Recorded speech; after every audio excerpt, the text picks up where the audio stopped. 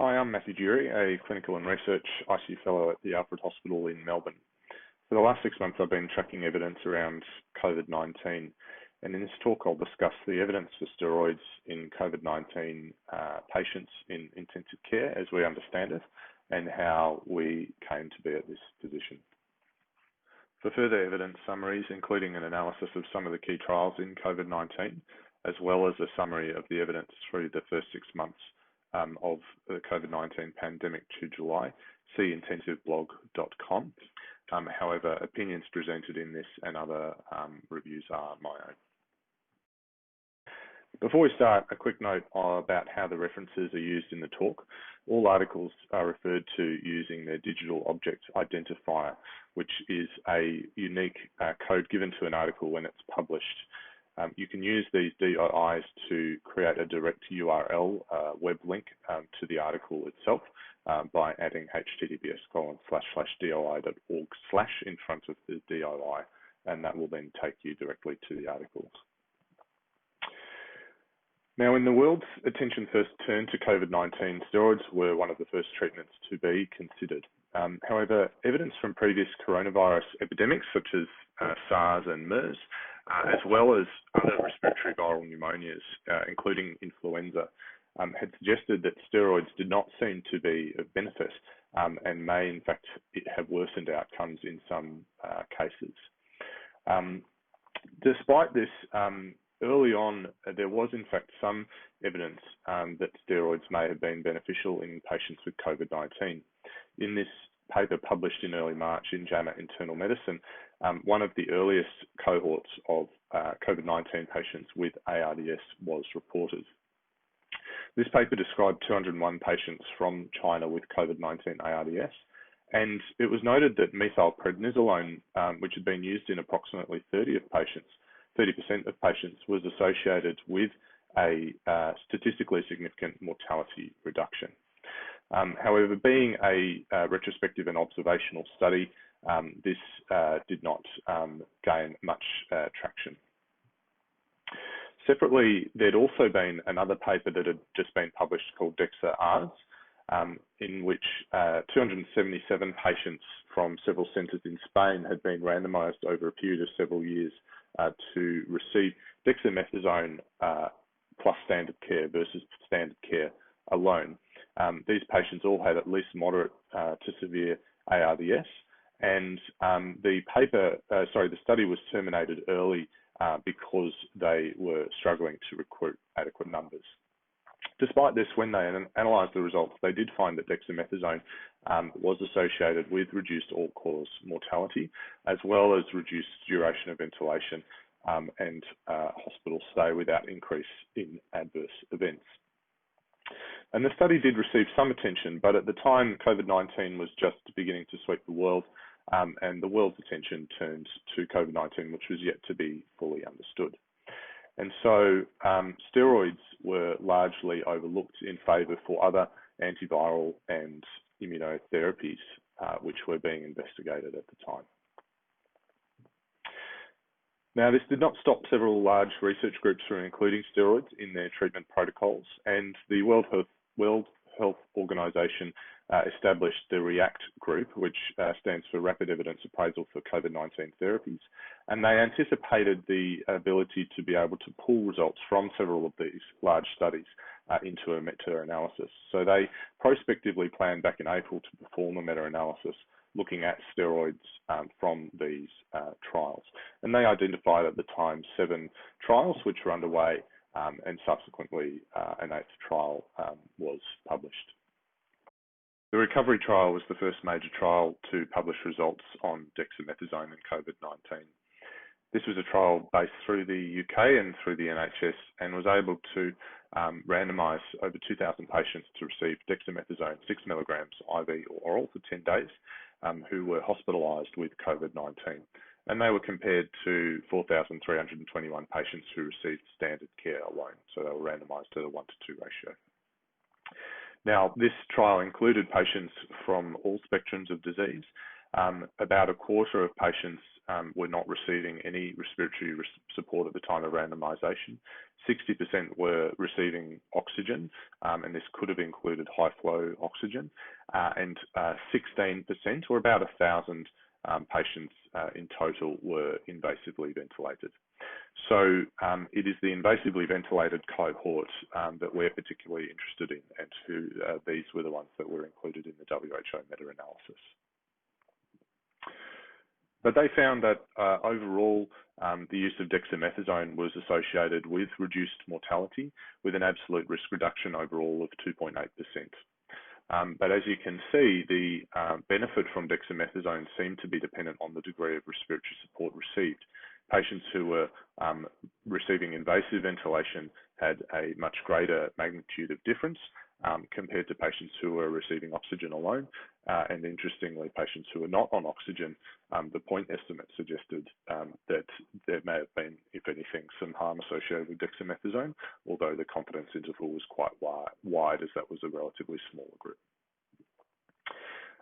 But if we looked at the invasively ventilated patients on their own, the odds ratio of mortality at 28 days was 0.64, favouring the use of dexamethasone in these patients. And this translated to an absolute risk reduction of 12% in their cohort, noting that the mortality rate for patients invasively ventilated with COVID-19 in the UK was much higher compared to that in Australia and New Zealand. Also, if patients were not intubated, they also found that there was a reduced risk of progressing to intubation. So I think it's fair to say that the results of this trial, which were first released publicly in late May, early June, and then finally peer-reviewed and published in July, sunk most of the other trials which were investigating steroids in COVID-19. So these trials finished recruiting and moved to publish their results. And three of the largest were published together in an issue of JAMA this month, alongside an editorial, as well as the results of the WHO meta-analysis. So this meta-analysis looked at results to July 6th, which was when the trials finished recruiting.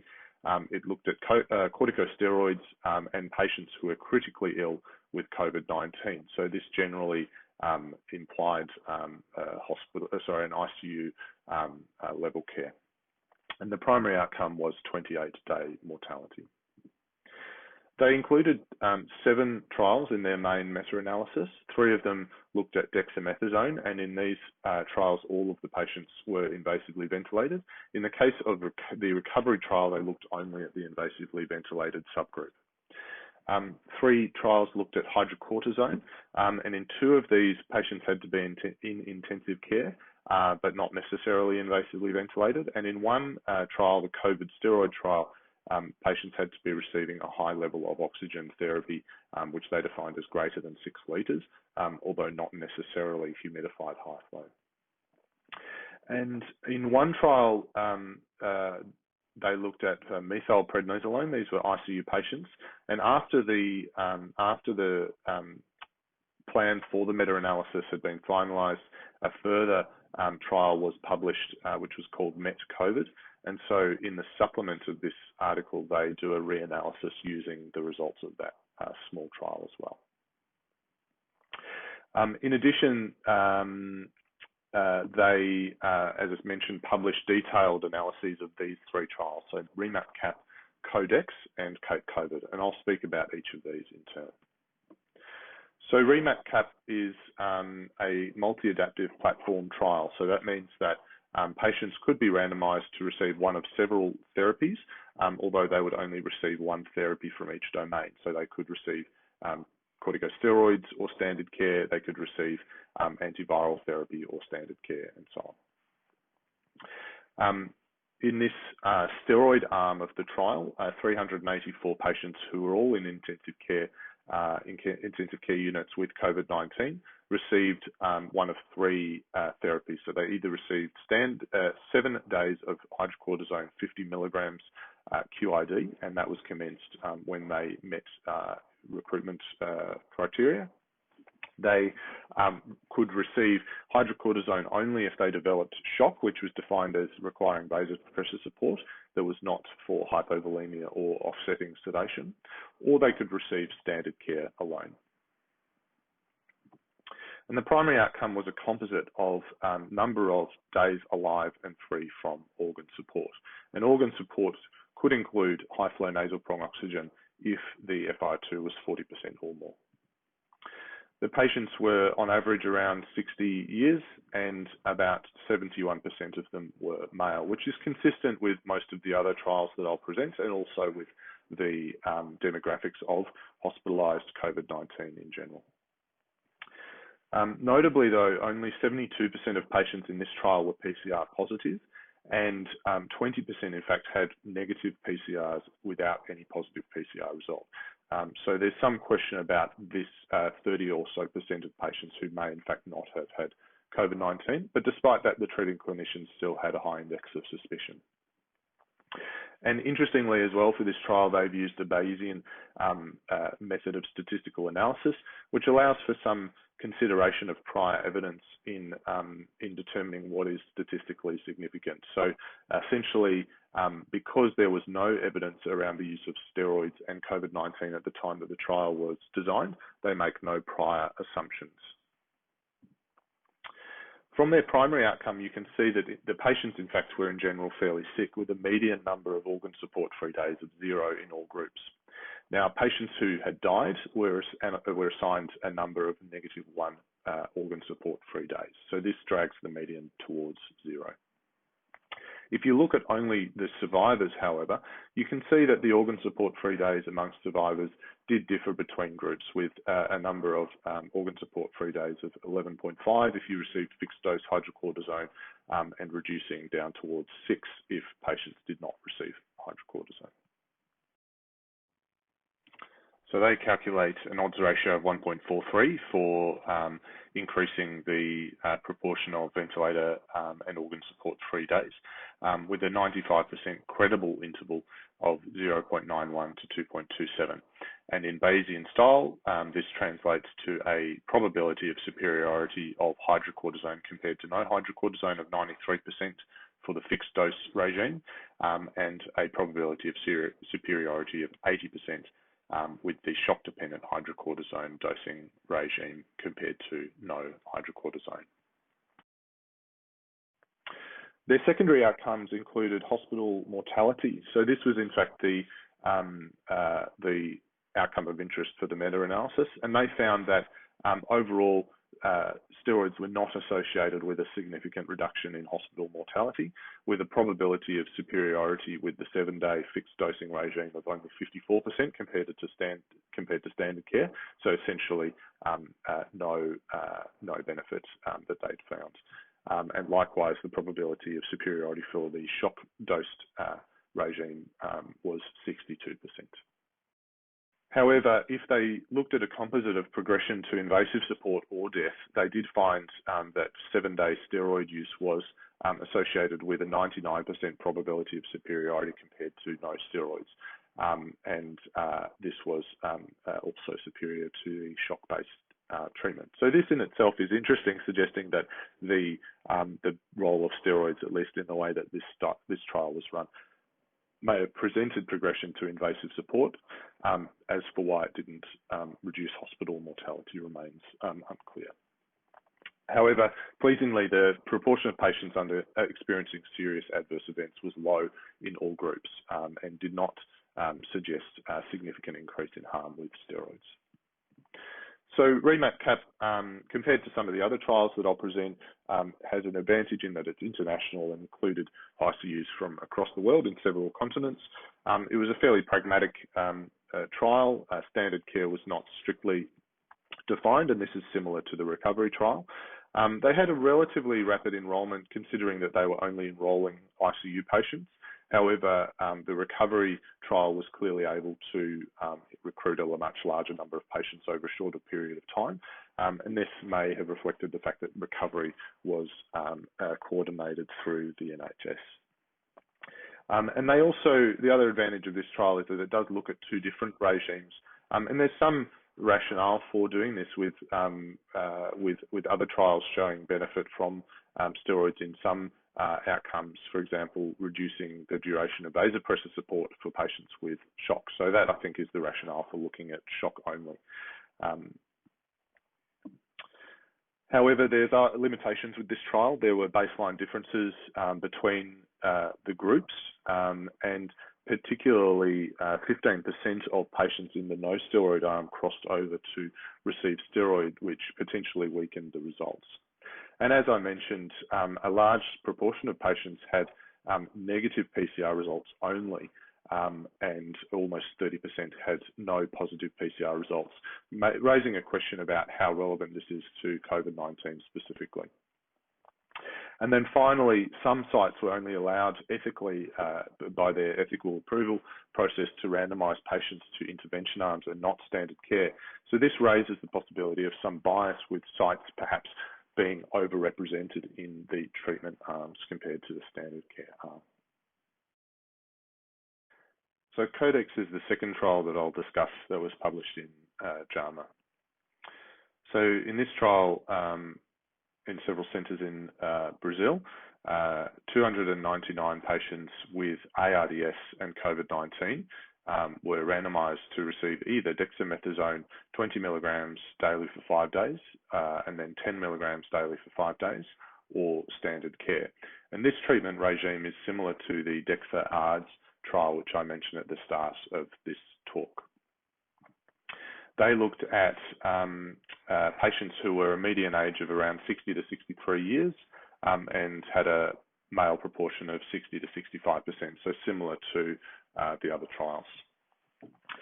95% of patients in this trial were PCR positive for COVID-19, and their primary outcomes were the number of ventilator-free days and 28-day mortality, the latter which was the one included in the meta-analysis. And likewise, like the other trials, this was terminated early post-recovery. They had planned, I think, to enroll around 350 patients, so they were approaching finishing their recruitment. So their primary outcome was the number of alive and ventilator-free days, similar to the REMAP-CAP trial. And they found that there was a mean difference of 2.3 days that was just statistically significant, favouring dexamethasone over standard care alone. Mortality, though, was similar in both groups, with 56% versus 61% of patients dying. And this, I think, reflects that this cohort of patients were among the sickest of COVID-19, with not just being intubated or in ICU like the REMAP-CAP trial or recovery trials found, but in fact with ARDS criteria as well. The number of ICU-free days was not significantly different, and the duration of mechanical ventilation was not significantly different either. So it is a little unclear where the composite outcome difference comes from, given that these individual outcomes were not significantly different on their own. Adverse events, interestingly, there was a lower rate of adverse events in the dexamethasone group, although this was not statistically significant. And particularly, there was in fact lower infection rates, which is unusual or counter what some might expect with steroids. So this Codex trial was a sicker trial than REMAP-CAP. 95% as opposed to 70-odd% were proven to have COVID-19 by PCR results. But like REMAP-CAP, it was terminated early, and a key limitation of this trial was that there was a much higher crossover group rate, with 35% of the standard care group receiving at least one dose of steroids, which potentially weakened the result. So the third trial published in JAMA was CAPE COVID. Now, this was an extension of another trial called CAPE COD, which was looking at community-acquired pneumonia in general and was already underway in France. So they modified the protocol to allow for a pandemic arm, and that was also what REMAP-CAP did with their trial when the COVID-19 began. So this trial was smaller. It only included 149 patients, all from France, who were intubated in ICU with COVID-19 or had a PF ratio of less than 300.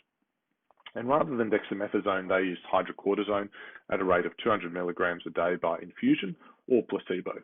So a dose that was equivalent to that used in REMAP-CAP, although via infusion. And they ran the steroid for 7 days and then had a 7-day weaning regime. Although if patients were improving by day 4, there was an option for a shorter treatment course of 4 days plus a 4-day wean. They had a primary composite outcome of death or mechanical ventilation or high flow nasal prong oxygen at day 21. And they also terminated their trial early when recovery was published and achieved about 50% of the planned enrolment. Their baseline characteristics were similar to the other trials with a median age of 62 years and 70% male.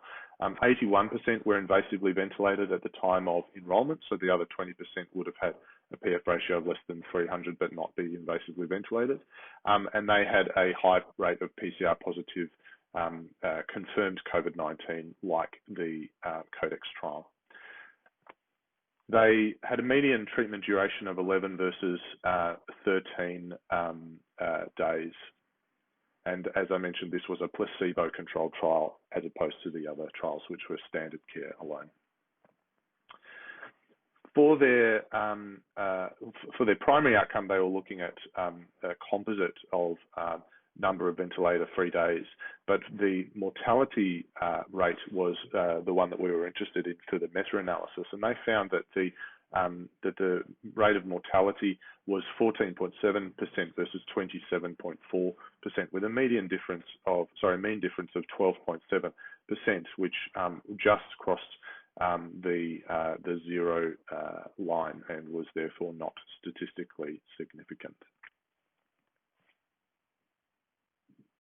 But the major advantages of the CAPE COVID trial are that it was placebo-controlled, and this significantly reduces the risk of bias compared to the trials which looked at standard care alone, including recovery and REMAP-CAP.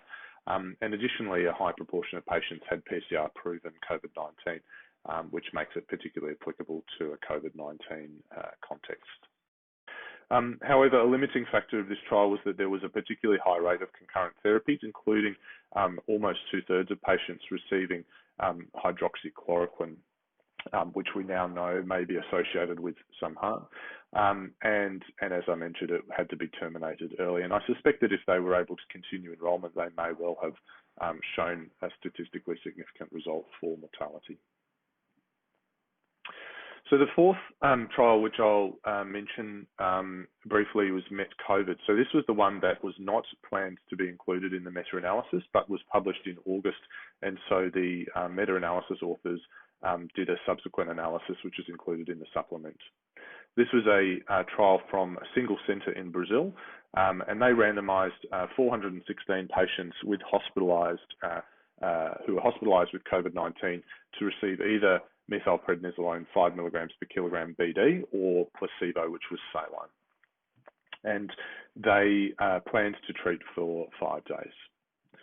The primary outcome was 28-day mortality, and this patient group was slightly younger with a median age of 55. A low proportion of patients were invasively ventilated, and only 81% had PCR-proven COVID-19. So it was the invasively ventilated patients that were included in the meta-analysis. And they found that the 28-day mortality was very similar between the methylpred and these placebo groups, with an overall mortality that was almost 40% at 28 days. So a fairly sick cohort. But if you look at the invasively ventilated group, which were the ones included in the meta-analysis, their mortality rate was much higher at over 80%, again with no statistically significant benefit from methylprednisolone. So the advantages of MET-COVID were that they were able to complete their enrolment, although they remained underpowered to detect their primary outcome. In some ways, it was a similar trial to recovery in that they included patients of all spectrums of illness, not just ICU patients. But it's worth noting that it's only 6.5% of the size of recovery despite having completed its planned enrolment. And furthermore, it's a single centre with a very high mortality amongst its invasively ventilated patients. And so its applicability to other centres is unclear. There were 3 other trials which were included in the meta-analysis, and these are yet to be published. So DEXA-COVID was a trial from Spain, and they looked at dexamethasone 20 milligrams for 5 days and 10 milligrams for 5 days in compared to usual care. And this is by the group that published the DEXA-ARDS trial. COVID steroid was from Denmark. They only managed to enroll 29 out of their planned 1,000 patients, and they looked at hydrocortisone for 7 days versus placebo. And steroid SARI was a trial from China, which was looking at methylprednisolone as well at a dose that's probably equivalent to that that they used in MET-COVID, and looked at a lung injury score as well as 30-day mortality. So the REACT meta-analysis, as mentioned, included these trials with a spectrum of severity of illness and a different range of therapies. And pulled together, they found that the odds ratio of mortality favoured steroids, which when analysed with a random effects model, which does not make any assumption about the population being the same in each of the trials. So in other words, a fixed effect analysis assumes that the true rate of mortality or the true outcome is the same amongst different trials, but you're simply taking repeated samples from the same population, whereas a random effects model makes no assumptions, and this would be applicable in this case because the populations included the treatments that were being used and the regions in which the trials were conducted were all different. So the odds ratio for steroids, all in all, favoured steroid use, although did just cross the no effect line with a 95% confidence interval of 0.48 to 1.01 in the random effects model. In addition, they performed subgroup analyses looking at each individual steroid. So dexamethasone, they found in a fixed effect model a odds ratio of 0.64 for mortality, and this was statistically significant. The odds ratio for hydrocortisone was similar at 0.69, but because of the smaller group size, did cross the no effect line and therefore was not statistically significant. And methylprednisolone in the main analysis, as there was only one trial, they didn't perform an additional analysis there. And when the analysis was repeated with MET-COVID included, looking at the sort of additional data on methylprednisolone, interestingly, they report a much narrower confidence interval, suggesting that there is now statistical benefit demonstrated with steroid, which is a little surprising given the small number of patients that MET-COVID contributed to the overall result. And they also looked at the rate of adverse effects with steroids and found that there was no evidence of overall increase in adverse effects with any of the steroid regimes, noting that the largest trial, i.e. recovery, did not explicitly report on adverse effects, and so was not able to be included in this particular meta-analysis. So in summary, despite these additional trials, recovery remains the largest study looking at steroids in COVID-19 patients and represents 57% of the total weight of this meta-analysis, and remembering that that was only their invasively ventilated patients. It does appear from the results that steroids seem to consistently reduce mortality for ICU patients, and the best evidence is for dexamethasone, although most of that is contributed by recovery. Hydrocortisone, interestingly, has the advantage of a placebo-controlled trial, However, because of the smaller number of patients, it doesn't achieve statistical significance in its own subgroup analysis. The effect estimate, though, is similar to dexamethasone, and I think it's reasonable to assume that it would probably have an equivalent effect. The evidence for methylprednisolone is a little less certain, with fewer number of patients and studies that have looked at this compared to dexamethasone and hydrocortisone, although it did include some placebo-controlled results there. The other concern with these three steroids is that they all have slightly different relative activity for glucocorticoid and mineralocorticoid effects. But given that dexamethasone and hydrocortisone seem to be similar from what we've seen, and that methylprednisolone falls probably somewhere between the two in its relative effects, there's no reason to believe that one should be superior to the other. Overall, though, I think given that the evidence that we have is largely with dexamethasone, I would preferentially choose that for treating COVID-19 patients. If dexamethasone wasn't available or there was a strong regional preference to hydrocortisone, a dose of 200 milligrams a day in some form would seem reasonable as well.